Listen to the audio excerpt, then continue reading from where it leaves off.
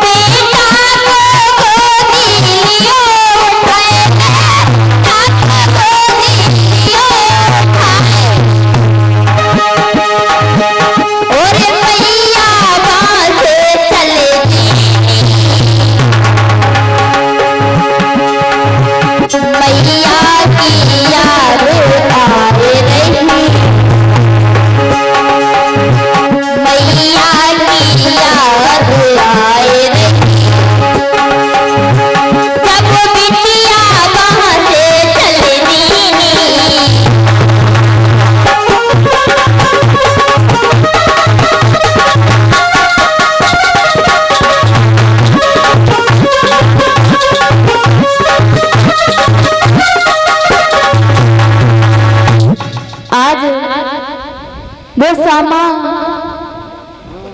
जब अपने पीहर के लिए चली है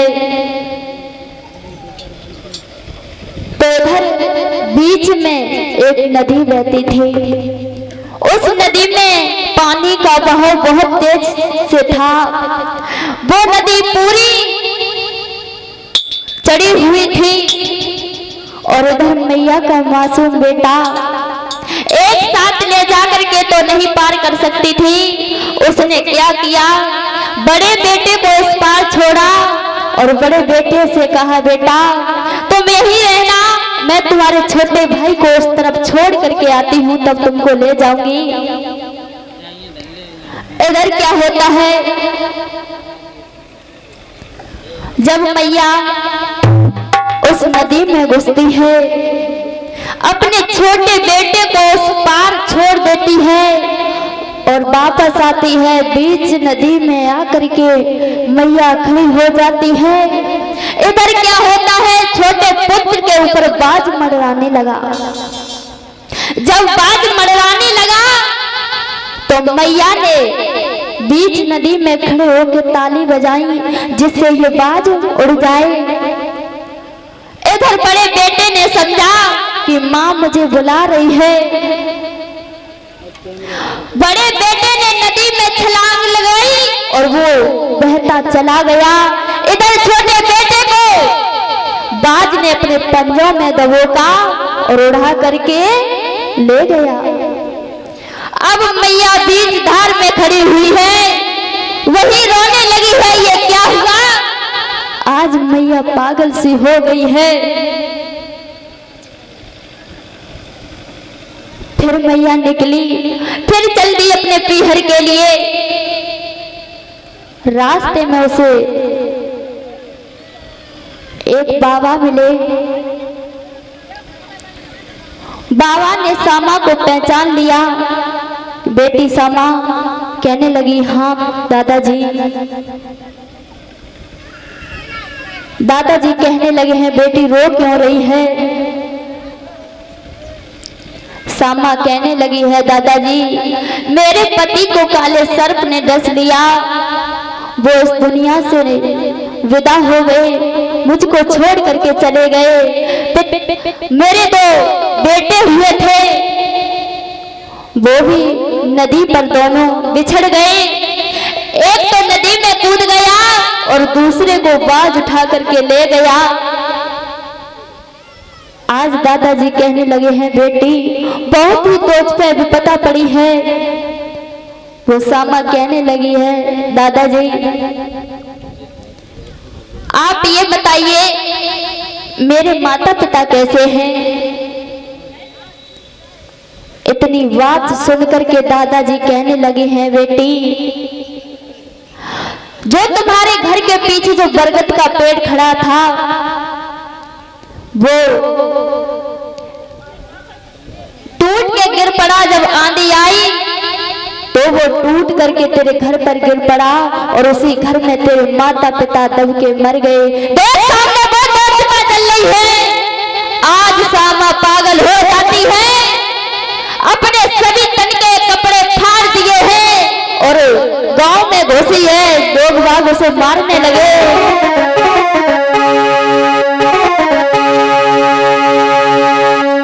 अरे सुन के मरड़े आज पिता को बिटिया छोड़ गई दिलकार।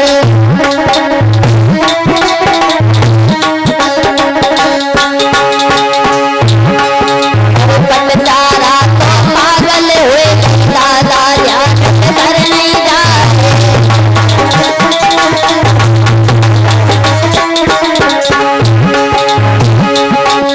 जितने वस्त्र हटे तन पे सब चीज फाड़ ले गिरा। और जाए नगर में पहुंची बिटिया, भैया ध्यान गुजर नहीं जा।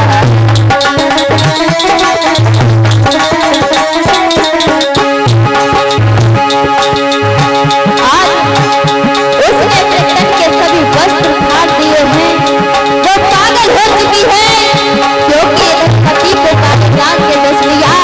बेटे भी नदी पर छोड़ करके चले गए और इधर माता पिता भी खत्म हो गए। उसका सहारा कोई भी नहीं बचा। कर्म सोई इज्जत मान मिले कर कोई मनावे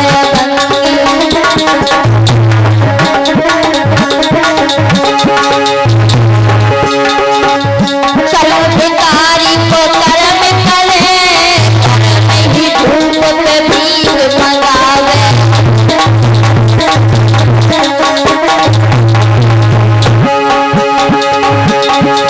कर्म बिचारी मोरी का कहे, कर्म मानियो सूरज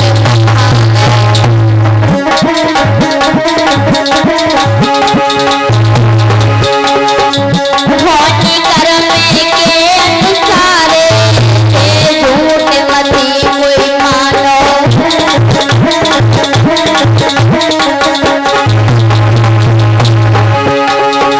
बुद्ध की असर में नर्तन के ले सके कौड़ी न जाए, सके कौड़ी न जाए।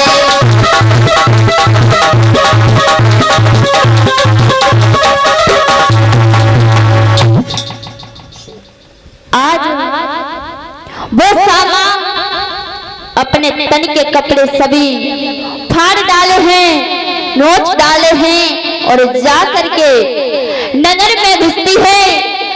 जिस किसी के बच्चे अगर द्वार पे मिल जाते हैं उसको मारने लगती है।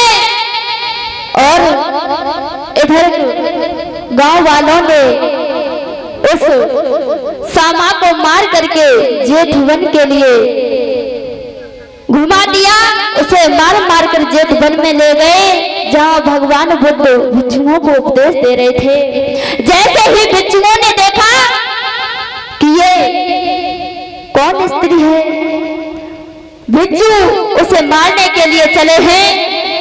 भगवान ने उनको रोका, भिक्षु उसे आने दो, मेरे पास आने दो, वो बेचारी बहुत ही विपत्ति की मारी हुई है। आज भगवान ने उसके ऊपर चीवर डाला, सामा को होश आ